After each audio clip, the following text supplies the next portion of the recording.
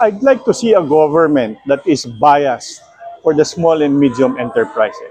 When I see bias, is that they make sure that these enterprises are well financed, they are supported in terms of their promotion, especially for of their products targeting the export market.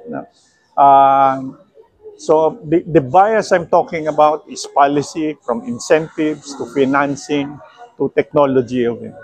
So lahat yan, I have yet to see that from any of the administrations and for until now. It laging sinasabi, it's a word of mouth, more of a slogan than actually.